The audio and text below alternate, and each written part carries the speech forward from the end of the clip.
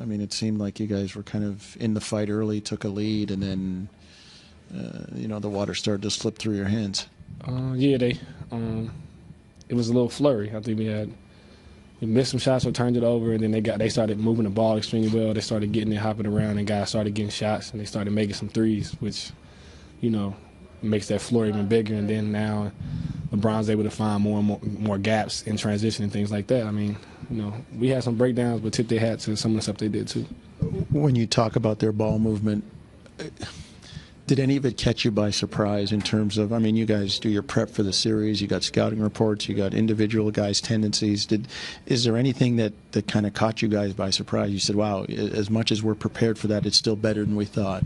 I don't think we're caught by surprise. I think they like I said, there's some breakdowns on our part, and then there's some of the stuff they did a good job of executing, and they made shots. I mean, they made contested shots, they made open shots. They moved around and really tried to find what they wanted, and then we let them out in transition. When you got a locomotive running down the middle and 4 shooters on the outside, it's puts you in a tough spot. So I mean, the biggest thing is just trying to figure out a way to continue to empty that tank is what we tried to do throughout the game. You guys had always been able to score with them, though. What did their defense do differently? I think we got a little sped up. We knew the traps were coming on DeMar and things like that, and we showed both ends of it. Like, there's parts we were patient and we found what we wanted, and then there are parts that we sped up and turned it over. And this team is not a team you want to turn the ball over because of the spacing and the amount of shooters out on the floor, and you can't trade 9-point runs with these three turnovers, just 3 threes. What was the biggest difference, CJ, in how you guys played during the regular season and how you played in the series? Was it the offensive end, defensive end? I think for one, it took us a little too long to be as physical as we were the 2 games here.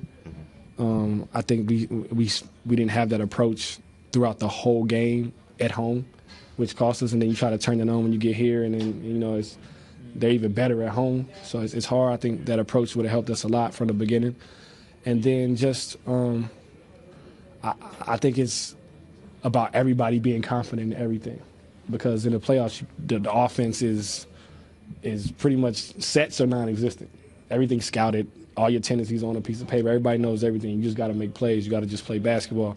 And I think there's some overthinking in some spots, trying to stick to script, which is what's expected. But at the same time, if opportunities present themselves, you just got to play. And you got to play hard and with a pace. And I think we did it some, and then some of it we didn't, because you get a little sped up or rattled, and you can't really find the right plays and think straight. Is it a tougher pill to swallow after the season that you guys had, being swept out of the playoffs like this? I honestly think I feel the same way, no matter what, at this point. I mean, all that stuff, I've been around long enough to know that stuff doesn't matter. It doesn't matter how well you played during the season. I mean, there's something to talk about. Obviously, we can say that, but we could have been the 8th seed, and I still be upset. So I don't like losing, period. So that's what I got for that. That overthinking that you're talking about, what are examples of that? Would that be kind of hesitating to shoot or looking for the extra pass? Hesitating to shoot, looking for the extra pass, not seeing the extra pass. It's a little bit of everything. I think it's just about just understanding what's going on, what's going on, and not making the same mistakes twice also.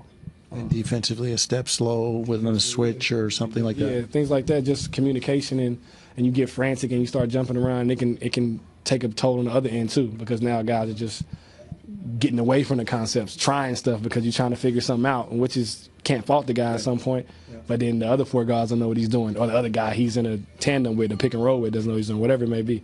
So I mean, it is what it is at this point. What's more frustrating, the 2 games in which you guys were right there and one bounce or one call, whatever it is, you were that one possession that close to winning those games, or the 2 games in which all 4 of them? Yeah. Losing, period. Like, I'm not a moral victory guy, especially in the playoffs. It don't matter. Ain't no taking away nothing from this. Like, I'm going home right now. Like, I'm not getting ready to play game 50 or something like that to get ready for the playoffs. Like, it's over. So my frustration is within losing. There's no which one was worse or better, or that time's over. There's no more. We got to get ready for this. We were in the moment. So.